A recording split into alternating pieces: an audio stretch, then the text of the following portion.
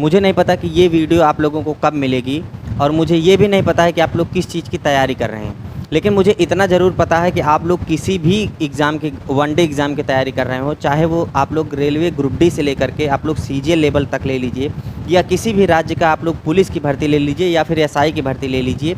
सारे भर्तियों के लिए आज का ये जो टॉपिक होने वाला है, ये टॉपिक बहुत ही मोस्ट इम्पॉर्टेंट है। जैसा कि आप लोगों को पता है कि हम लोग प्लेलिस्ट में देखा जाए तो टॉपिक वाइज टॉपिक कोई भी चैप्टर हो उसको हम लोग कंप्लीट करा रहे हैं। तो ये जो टॉपिक हमारा चल रहा है ये आय तथा व्यय पर आधारित प्रश्न है, बिल्कुल पेड, उन्हीं पेड कोर्सों की तरह जैसे पेड पढ़ाया जाता है, या फिर उनसे भी अच्छा कह लीजिए, चाहे मेथड कह लीजिए, चाहे कंटेंट कह लीजिए। ये आय तथा व्यय पर आधारित प्रश्न देखा जाए तो ये हमारी सेकंड वीडियो है, और ऐसा नहीं है कि फर्स्ट वीडियो आप लोगों ने नहीं देख रखी तो सेकंड वीडियो आप लोगों को नहीं समझ में आएगी। आप लोगों को बिल्कुल अच्छे से समझ में आएगी। क्यों? क्योंकि वो टॉपिक अलग था और ये टाइप अलग है। वो टाइप अलग था, ये टाइप अलग है। तो ये वाला टाइप आप लोग देख लेंगे। अगर आप लोगों ने वो वाला टाइप भी देख रखा है तब उसके बाद भी देख लेंगे, और नहीं देखे होंगे तो वो इसके बाद वो वाली वीडियो जा करके हम लोग आय तथा व्यय पर आधारित प्रश्न देख लेंगे। डिस्क्रिप्शन बॉक्स में लिंक है या फिर प्लेलिस्ट में है, आप लोग जा करके पूरी तरीके से देख लेंगे। तो चलिए ठीक है, वीडियो को लाइक करते हुए, और जो लोग नए हैं वो लोग सब्सक्राइब कर लेंगे। तो हम लोग क्या करेंगे, अपने फर्स्ट क्वेश्चन पर पढ़ते हैं। फर्स्ट वाली वीडियो में हम लोगों ने क्या पढ़ रखा है कि भाई आय बराबर क्या होता है? आय बराबर व्यय प्लस बचत होता है। इतना सभी कोई जानते हैं। आय बराबर क्या होता है? व्यय प्लस बचत होता है। एक व्यक्ति अपनी आय का 75% खर्च कर देता है। आप लोगों को पता है। पहला क्वेश्चन है भाई, बेसिक से चलने दीजिए। अगर मान लीजिए किसी भी व्यक्ति की जो आय होती है वो संपूर्ण आय कितनी होती है? 100% होती है। संपूर्ण आय 100% होती है। एक व्यक्ति है, मान लीजिए एक व्यक्ति मान लीजिए 200 रुपये कमा रहा है, और दूसरा व्यक्ति ऐसा है जो 200 करोड़ रुपए कमा रहा है। ठीक है, अगर उससे इस पहले वाले व्यक्ति से पूछा जाए कि भाई साहब अपनी 100% वैल्यू बताओ कि आप 100% आपकी आय कितनी है, तो वो व्यक्ति बताएगा कि भाई मेरी 100% आय कितनी है? 200 रुपये है। लेकिन सेम वही प्रोसेस पे अगर पूछा जाए सेकंड वाले पर्सन से कि भाई अपना 100% बता दो, 100% कितना है, तो वो बोलेगा कि 200 करोड़ रुपए मेरे पास जो हैं वो 100% है। मतलब किसी भी व्यक्ति की जो आय होती है 20,000, 25,000, 30,000, अगर उनसे पूछा जाए कि भाई 100% कितना होगा, तब वह अपनी आय संपूर्ण आय वो अपनी बता देगा। तो इसके अकॉर्डिंग अगर मान लीजिए मैं इस चीज़ को अगर मैं यहाँ पर पुट करना चाहूँ, तो अगर मान लीजिए वो इस क्वेश्चन में ये बोला गया है कि अपनी आय का 75% खर्च कर देता है। अगर मैं आपसे ये कहूँ कि वो जो आय है, आय उसकी कितनी है? अगर 100 है, अगर आय उसकी 100 है और वो 75% क्या कर दे रहा है? व्यय कर दे रहा है, खर्च कर दे रहा है। तो जो बचत होगी वो कितनी होगी? वो अपने अकॉर्डिंग आपको समझना पड़ेगा। क्वेश्चन में नहीं देगा वो सिर्फ इसको या फिर इसको दे देगा। आप लोगों को इस पे बैठाना रहेगा। तो मैं आप लोगों की क्या कर रहा हूँ, तैयारी में ध्यान दे रहा हूँ कि मान लीजिए 100 रुपये आय है और व्यय आपने 75 कर दिया, तो बचत कितनी हो गई भाई? 25 हो गई। इसमें प्लस था तो मैंने 25 कर दिया, ठीक है ना, प्लस यहाँ पर कर दिया। आगे बढ़ेंगे। उसकी आय में क्या हुआ भाई? 20% की वृद्धि हो गई। अच्छा जी, अगर यहाँ पर इसके अकॉर्डिंग अगर हम लोग देखेंगे 100 रुपये उसकी आय थी पहले, अगर 20% की वृद्धि हुई है तो मतलब ये कितना हो गया? तो आप कहोगे सर ये तो 20% मतलब वृद्धि मतलब 120 हो गया। अच्छा, तथा उसके खर्च में 10% की वृद्धि होती है, तो बताइए उसकी बचत में कितने परसेंट की वृद्धि होगी? देखो भाई, आय में अगर वृद्धि हुई है तो उसने क्या किया? खर्च में भी वृद्धि कर दिया। सामान्य लोगों की तरह जैसे इस समय अभी आप लोग नॉर्मल रूप से रोटी खा रहे हैं, कल को आपको नौकरी मिलेगी, आपकी आय बढ़ेगी, इनकम बढ़ेगी, तब आप लोग पिज्ज़ा खाना स्टार्ट कर देंगे। सेम उसी प्रोसेस पर ये बंदा क्या कर रहा है? पहले उसकी आय जितनी थी, अगर आय 20% बढ़ गई तो उसने क्या किया? अपने खर्च को भी 10% इंक्रीज कर दिया, 10% बढ़ा दिया। मतलब पहले 75 रुपये था, तो उसने क्या कर दिया? 110 कर दिया। 110/100, 10% की वृद्धि मतलब 110/100। कुछ बच्चों के यहाँ पर ऐसी खुजली बनेगी कि सर ये बता दीजिए कि यहाँ पर 100% ये क्या है? आय है, और व्यय में आप लोग 110 कर दिए हैं। ये कौन सा लॉजिक हुआ? तो वो लोग जान लें, ठीक है ना। बहुत सारे बच्चे ऐसा सोचना स्टार्ट करते हैं लेकिन समझ नहीं पाते कि ये 110 क्यों हुआ। भाई आप लोगों इतना जानते हैं कि कोई भी वस्तु खुद की कितनी होती है? 100% होती है। इस व्यक्ति से पूछा जाए कि भाई अपना 100% क्या बताओ? व्यय बताओ। 100% व्यय बताओ, तब ये कहेगा बंदा 75। और इसी में क्या कहेंगे, 100% क्या है, व्यय है। अगर 10% की वृद्धि हुई तो मतलब 110/100 करोगे या नहीं करोगे। ये परसेंट को हटाने के बाद 10% इसमें इंक्रीज हुआ, ये कितना हो गया 110, और इस परसेंट को हटाया डिवाइडेड बाई 100 हो गया। बस वही कहानी यहाँ पर है, कुछ अलग करने की ज़रूरत नहीं है। बेसिक से हम लोग चल रहे हैं, आगे ऐसा नहीं चलेंगे, ठीक है। तो चलिए ठीक है, हम लोग इसको थोड़ा सा कैलकुलेट करते हैं। 25 या 75 और 25 चौका 100, ठीक है। अब इसको काटो, 4 दूनी 8, बचा कितना 3, 4 सते 28, 2 30, 4 पंचे 20, ठीक है। 3 पचे 15 के 5, हासिल लगा 1, 3 सते 21, 21 1 22 के 2, हासिल लगा 2, 3 दूनी 6, 6 2 8, 1 अंक पे दशमलव, मैंने 1 अंक पे दशमलव ठोंक दिया। आगे बढ़ो, ठीक है। अब क्या हुआ, अच्छा एक बात ये बता दो मुझे, 120 रुपये आय हुई और उसने व्यय कर दिया कितना 82.5, तो जो बचत होगी वो कितनी होगी। इसमें 120 में से मुझे क्या घटाना पड़ेगा, 82.5 घटाना पड़ेगा, ठीक है। तो कितना आया 37.5, ठीक है। कितना आया 37.5, चलिए जी 37.5 आ गया। अब वो कह रहा है इस क्वेश्चन में ये क्या कह रहा है भाई, कि बता दो कि बचत में कितने प्रतिशत की वृद्धि हुई है। मतलब इसके अकॉर्डिंग अगर मैं चलना चाहूँ, पहले कितना था भाई, पहले कितना था 25 था, अब कितना हो गया, अब कितना हुआ बढ़ने के बाद 37.5। अगर इसके अकॉर्डिंग मैं चलूँ, ठीक है ना, पुरानी वीडियो में मैंने आप लोगों को बता रखा है कि कभी भी अगर मान लीजिए वृद्धि पूछे, जैसे यहाँ पर वृद्धि पूछ रहा है, तो वृद्धि परसेंट के लिए हम लोग क्या करते हैं, वृद्धि परसेंट के लिए हम लोग क्या लगाते हैं, अंतर गुणे 100 बटे, अगर वृद्धि है तो नीचे हम लोग छोटा वाला वैल्यू रख देंगे, मतलब इन दोनों में जो छोटा होगा। आप चाहो तो इसको यहीं से अंतर ले सकते हो, और चाहो तो अपने काम को और आसान करने के लिए हम लोग इसको रेशियो में कन्वर्ट कर देंगे, मतलब इन दोनों को काट देंगे, 25 से 25, ठीक है। 25 से 25 हुआ कितना, 25 पंचे 125, यहाँ पर दशमलव, ठीक है। अब इसके अकॉर्डिंग ये कितना है 1, ये कितना है 1.5। हम लोग चाहते थे यहीं से ले सकते थे, लेकिन हमने अगर रेशियो में कन्वर्ट कर दिया, अगर इस चीज़ को रेशियो में कन्वर्ट कर दिया तो ये हमारा आसान हो गया। देखो 1 और 1.5 का अंतर कितना होता है, 0.5 होता है, तो मैंने यहाँ पर 0.5 लिख दिया। इन दोनों का अंतर 0.5 गुणे 100 है, तो मैंने यहाँ पर 100 ऑलरेडी ले रखा है। अच्छा 1 और 1.5 में छोटा कौन है, छोटा 1 है, तो मैंने यहाँ पर 1 कर दिया, ठीक है। 1 से कोई मतलब नहीं है, ये 0 इस पॉइंट को निकल गया, हुआ कितना 50, यानी option number A is the correct answer. चलिए ठीक है, अब हम लोग आगे बढ़ेंगे और अपने सवाल को और अच्छे से सॉल्व करेंगे। चलिए ठीक है, एक व्यक्ति अपनी संपूर्ण आय का 80% खर्च कर देता है। चलिए यहीं पर चलेंगे, ठीक है। आय बराबर क्या होता है, व्यय प्लस बचत, ठीक है। इसी व्यय को हम लोग खर्च से यहाँ पर बार बार डिनोट कर रहे हैं, आप लोग कंफ्यूज नहीं होंगे, इतना तो आप लोग सिंपली जानते हैं। अगर मान लीजिए 80% खर्च कर देता है, मतलब 100 रुपये आय है तो वो 80 खर्च कर देता है, तो बचत कितनी हुई भाई, 20 रुपये की बचत हो गई।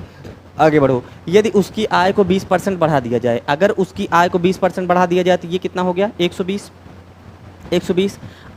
यदि उसकी आय को 20% बढ़ा दिया जाए तथा खर्च को 10% बढ़ा दिया जाए, जो व्यय था उसको 10% बढ़ा दिया गया है ना, मतलब 80 था, इसको 10% बढ़ाया गया, 0 0 0 0 11 8 88।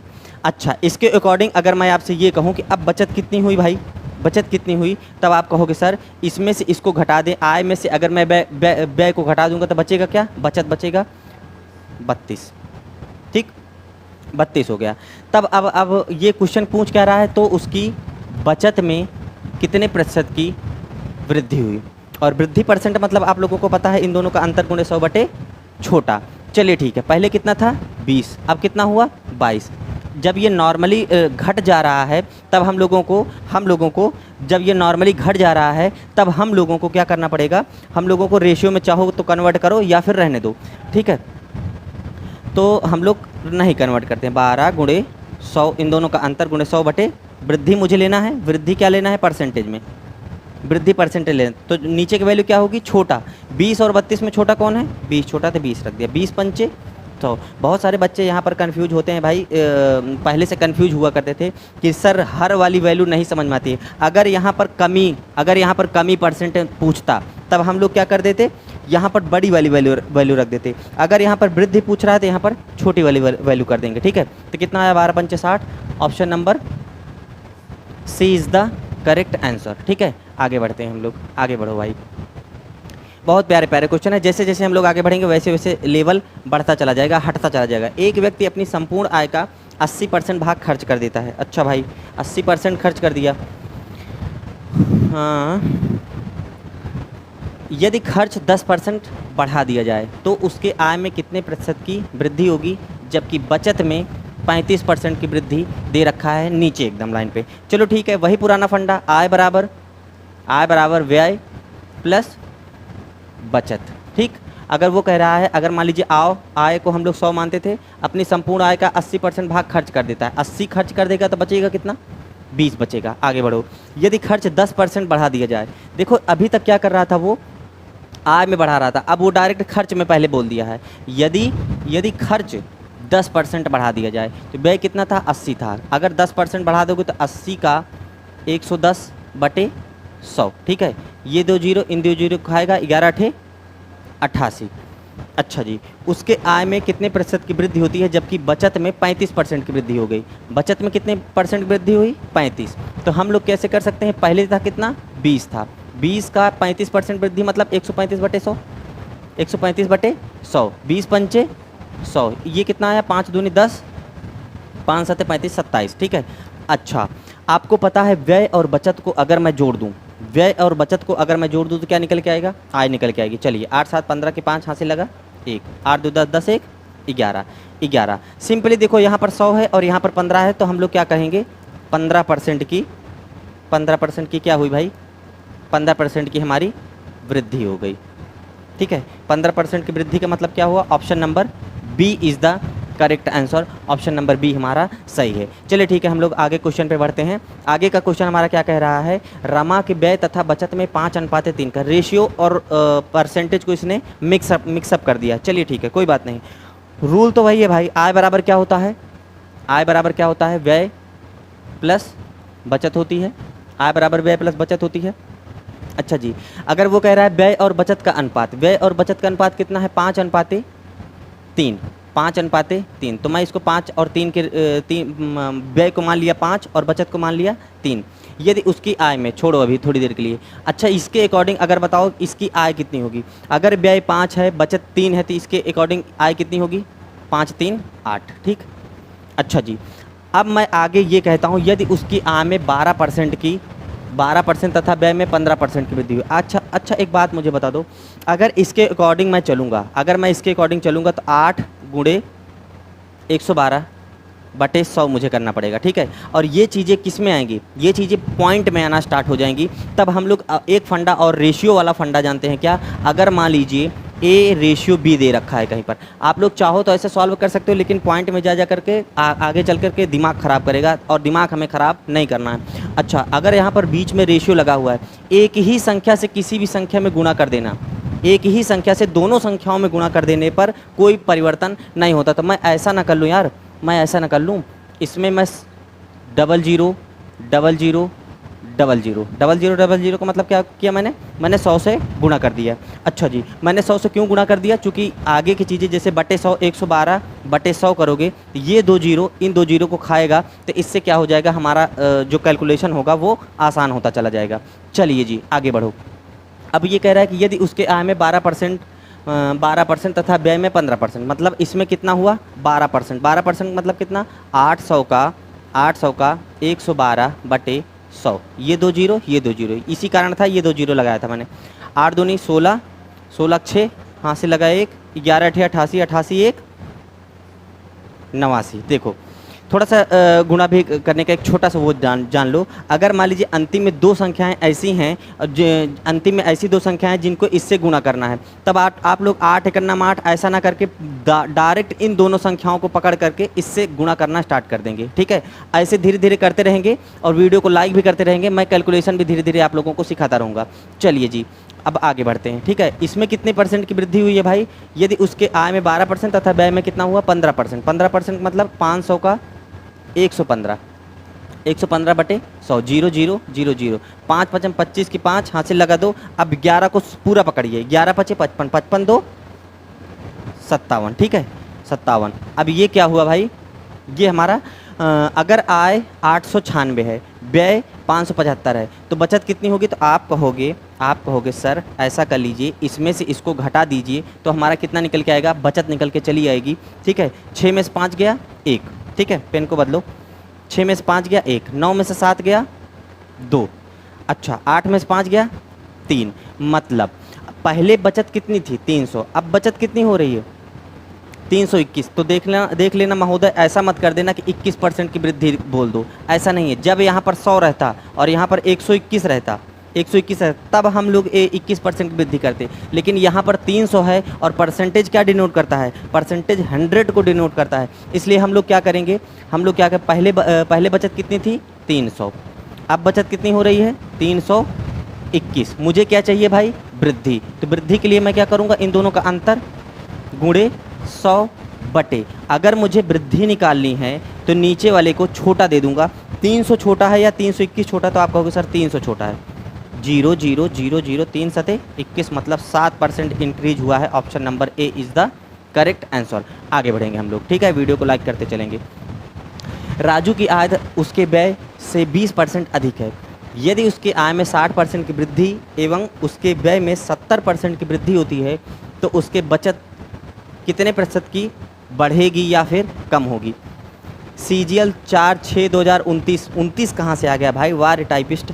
अच्छा, एक ऑप्शन भी ये खा लिया है।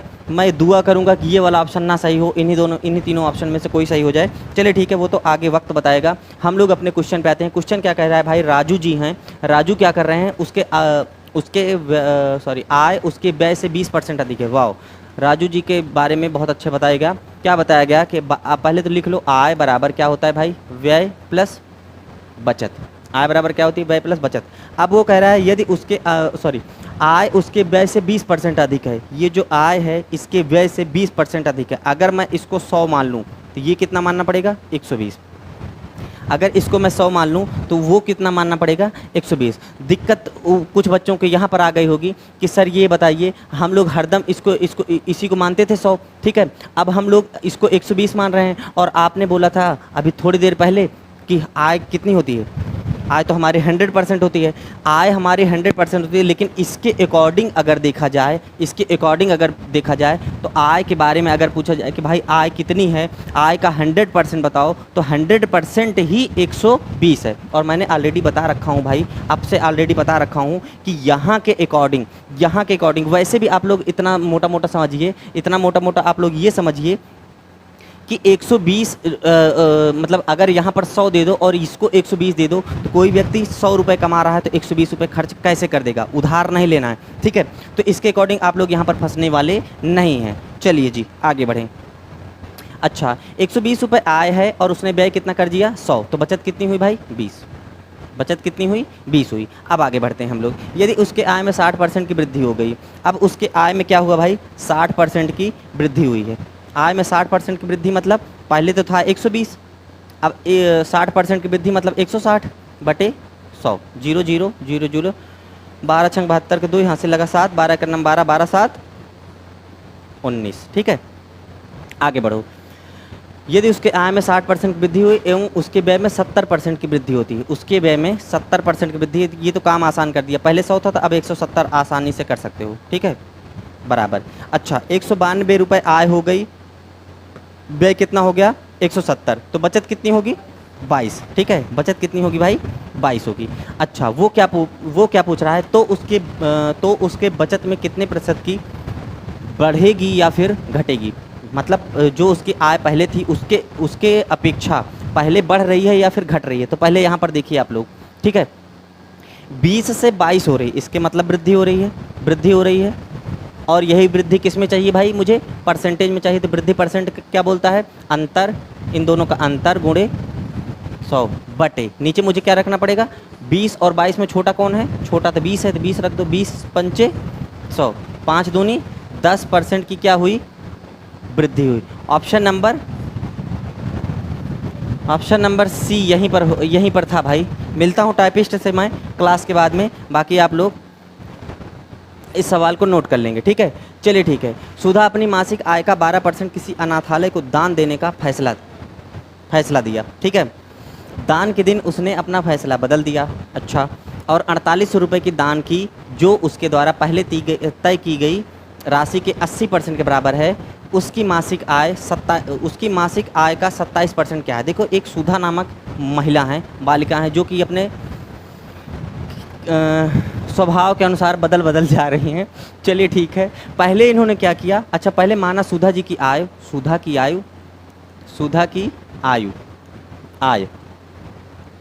की आय कितनी थी, x थी, ठीक है। फिर वो सुधा की आय जब x थी तो उन्होंने अपने दिमाग में एक ऐसा विचार बनाया कि क्यों ना मैं अपने आय का क्या करूं, 12% दान देना शुरू कर दूं। तो उन्होंने क्या किया x का 12% दान, परसेंट मतलब 12/100। इन्होंने क्या कहा कि भाई 12% दान हम लोग देंगे। इस सवाल को आप लोग चाहें तो थोड़ा सा पॉज करके खुद से लगाइएगा और देखिएगा कि आंसर आप लोगों का आ रहा है या फिर नहीं आ रहा है, कमेंट बॉक्स में बताइएगा। चलिए ठीक है, पहले उन्होंने क्या किया, पहले उन्होंने ये कहा कि भाई एक्स थी उनकी क्या आय थी, उन्होंने कहा भाई 12/100 मैं क्या कर देती हूँ, इसका 12% मैं क्या कर देती हूँ, दान कर देती हूँ, 12% मैं दान कर देती हूँ अनाथालय को। फिर ये हुआ कि दान देने के दिन उसने अपना फैसला क्या किया भाई, बदल दिया, ठीक है ना। उनके दिमाग में आया कि भाई इतना पैसा मैंने दे सकती हूँ, अचानक से मूड बनाया और उन्होंने क्या किया, 4800 रुपये दान दे दिया, 4800 रुपये दान दे दिया। दान की जो उसके द्वारा पहले तय की गई राशि के 80%, बस यही क्लू है और यही हमारा आंसर है। पहले तय की गई राशि के 80% के बराबर है, मतलब पहले तय कितना था, x का 12/100 और इन्होंने क्या किया, इसका 80%। ये देखो पहले तय की गई राशि के 80% के बराबर है, पहले तय की गई राशि के 80% के बराबर है, ठीक है। और उन्होंने पैसा कितना दिया भाई, 4800 रुपये। मतलब ये सवाल चीख कर यह चिल्ला रहा है ये 4800 रुपये उसके बराबर हैं जो पहले तय की गई दान की राशि के 80% के बराबर है। बस यहीं से हमारा आंसर है और यहीं से हमारी एक्स की वैल्यू है और वही हमारा क्या है, आंसर है। चलिए जी पोस्टमार्टम करते हैं। पोस्टमार्टम हमारा कैसे होगा, 20 चौक 80, 20 पंचे 100, 12 चौक 48, ठीक है। ये कितना बना, एक्स की वैल्यू क्या आई, 5, 1, 2, 3, 4। मतलब ये जो सुधा जी की आय है वो कितनी है, 50,000 रुपये है। सुधा जी की आय कितनी है, 50,000 रुपये है। ऑप्शन में नहीं मिल रहा है, कोई बात नहीं। उसकी मासिक आय का 27%, वो कह रहा है कि जितनी भी उसकी मासिक आय थी उसका 27% बता दो भाई। क्या करोगे 27%, ठीक है। 27/100, 0 0 0 0, ठीक है। 0 0, 5 7 35 की 5, हंसी लगा 3, 5 2 10, 10 3 13, 13,500, 13,500 D is the correct answer. आगे बढ़ते हैं हम लोग, आगे बढ़ते हैं बिना समय गंवाएं।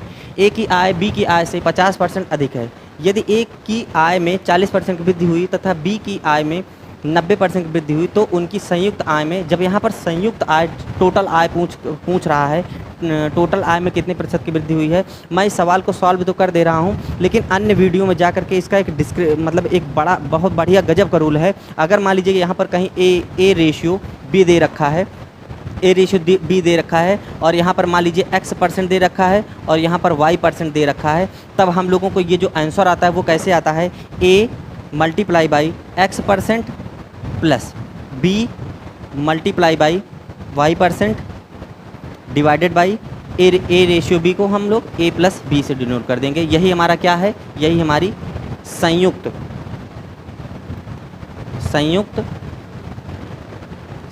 वृद्धि या फिर हम लोग कुल वृद्धि भी कह सकते हैं, कुल वृद्धि। आगे चल के इसका बहुत ही ज़्यादा इंपॉर्टेंट है, हर जगह इसका वो आता है। आगे चल के ये आप लोगों को प्रॉफिट एंड लॉस में भी प्रॉफिट करेगा। चलिए ठीक है, हम लोग क्या करते हैं, ये क्वेश्चन क्या कह रहा है भाई, ए की आय बी की आय से 50% अधिक है। ये जो ए है और बी है, ए की आय बी की आय से 50% अधिक है। अगर बी 100 हो गया तो ये कितना हो गया, 150।